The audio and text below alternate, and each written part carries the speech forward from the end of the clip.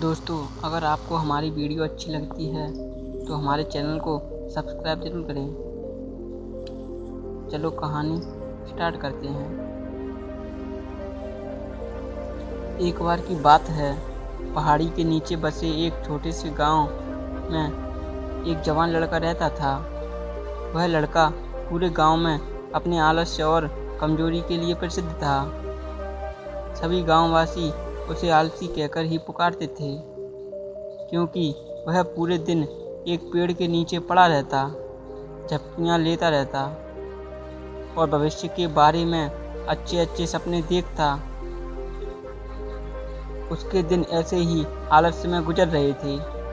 लेकिन एक दिन उस गांव में एक बौद्ध भिक्षु पधारे, जो कि अगले 3 दिनों के लिए उसी गांव में ठहरने वाले थे। बौद्ध भिक्षु गांव में भिक्षा मांगने दिन भर लोगों को उपदेश देते, रात्रि में गांव के बाहर बने बौद्ध मठ में विश्राम करते।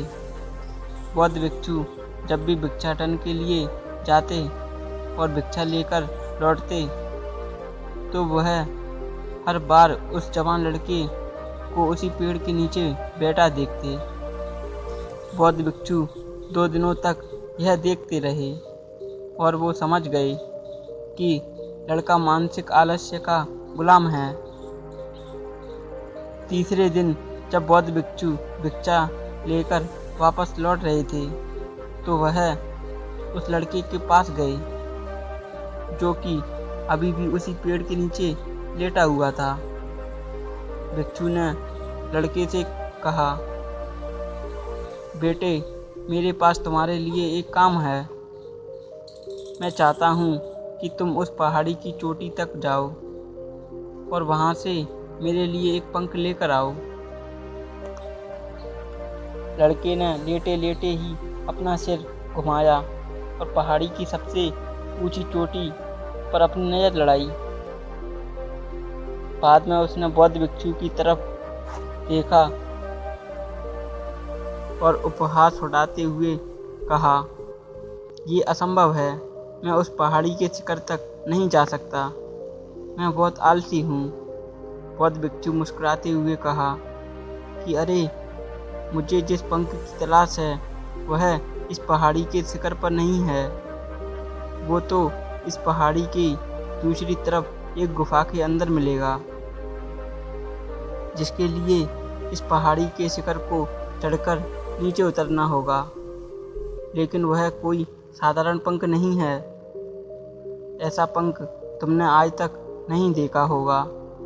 वह बहुत ही दुर्लभ लेकिन सुंदर है, जो अपनी रोशनी बिखेरता है। भिक्षु की इन बातों से उस लड़के के अंदर उत्सुकता जागी। उसने आज से ही ऐसे किसी पंख के बारे में कभी नहीं सुना और ऐसे रोमांचक सफ़र को सोचकर वह अंदर से उत्साहित हो उठा। इसीलिए उसने भिक्षु की चुनौती को स्वीकार करने का निश्चय किया और वह पहाड़ी की तरफ चल पड़ा। लेकिन चढ़ाई बहुत लंबी और कठिन थी। जल्द ही लड़के का शरीर थकने लगा और सांस फूलने लगी और शरीर से काफ़ी पसीना बहने लगा। लेकिन फिर भी उसने चलना जारी रखा। वो जैसे जैसे ऊपर और ऊपर चढ़ता गया, उसे प्रसन्नता और उत्साह की अनुभूति होने लगी, जिसे उसने आज से पहले कभी महसूस नहीं किया था। अन्यथा जब वो लंबी मेहनत और कड़े प्रयास के बाद पहाड़ी के शिखर पर पहुंचा तो वह पूरी तरह से थक चुका था। लेकिन वह बहुत खुश था। उसे अंदर से आत्मसंतुष्टि का अनुभव महसूस हो रहा था। उसके चेहरे पर योद्धाओं जैसी मुस्कान थी, जैसे उसने कोई युद्ध जीत लिया हो। उसने पहाड़ी से नीचे देखा। वह बहुत ही मनोहर दृश्य था। उसने अपने अंदर एक उपलब्धि की भावना महसूस की। जो उसने आज से पहले कभी नहीं की थी। लेकिन असली चुनौती आगे थी। लड़के को पहाड़ी के दूसरी ओर उतरना था और उस गुफा को ढूंढना था जहां पंख के मिलने की बात कही थी।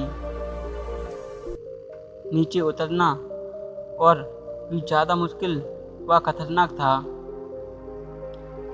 क्योंकि ढलान ज़्यादा खड़ी थी और चढ़ाई के समय लड़का कई बार लड़खड़ाया और गिरा भी था। तो वो डर भी उसके अंदर था, लेकिन भिक्षु को पंख लाकर देने का वादा भी उसे याद आ गया। वह लगातार आगे बढ़ता गया।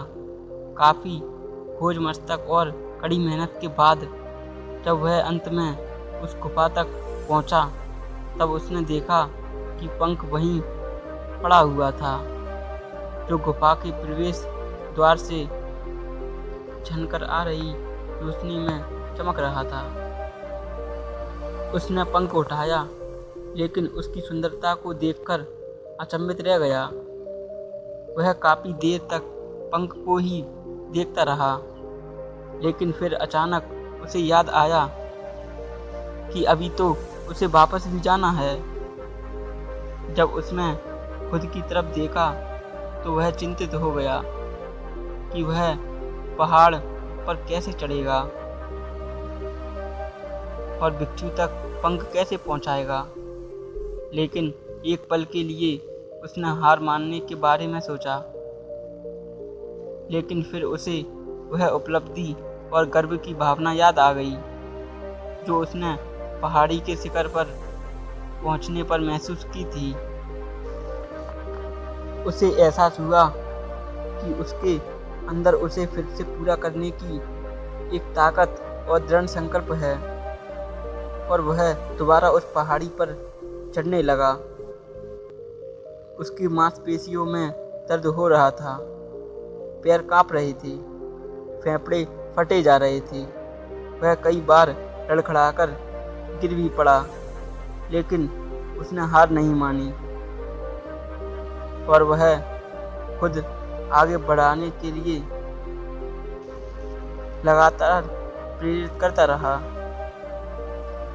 अथक प्रयास और घंटों की मेहनत के बाद अंततः जब वह बौद्ध भिक्षु के पास पहुंचा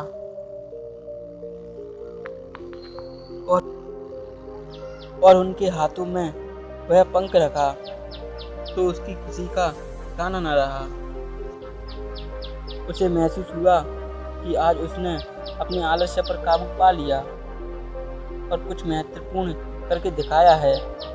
उसके चेहरे पर इतनी खुशी और संतुष्टि का भाव देखकर बौद्ध भिक्षु मुस्कुराए और बोले, बहुत बढ़िया मेरे बच्चे, आज तुमने जीवन का बहुत ही महत्वपूर्ण सबक सीखा है कि आलस्य कोई ऐसी चीज़ नहीं जिसे स्वीकार कर लिया जाए या सहन कर लिया जाए। आलस्य एक चुनौती है जिसे दूर करना होगा। यह एक बाधा है जिसे पार करना होगा, और आलस्य को खत्म करने के लिए तुम्हें अपना पहला कदम उठाना ही पड़ेगा और चलना ही पड़ेगा। तब तक चलना पड़ेगा जब तक तुम अपने लक्ष्य को पा नहीं लेते। भिक्षु के शब्दों की गहराई और उनके महत्व को समझते हुए लड़का हाँ में अपना सिर हिला देता है। आज उसे एहसास हुआ कि वह बहुत बड़ा कर सकता है, लेकिन उसके आलस्य ने उसे रोक रखा था। अब वह जानता था कि अपने रास्ते में आने वाली बाधाओं को दूर करने की ताकत और दृढ़ संकल्प है। इसके बाद भिक्षु ने उस लड़के को आशीर्वाद दिया और उस गांव से चले गए। दोस्तों, आपने इस कहानी से क्या सीखा? हमें कमेंट बॉक्स में लिखकर ज़रूर बताएं।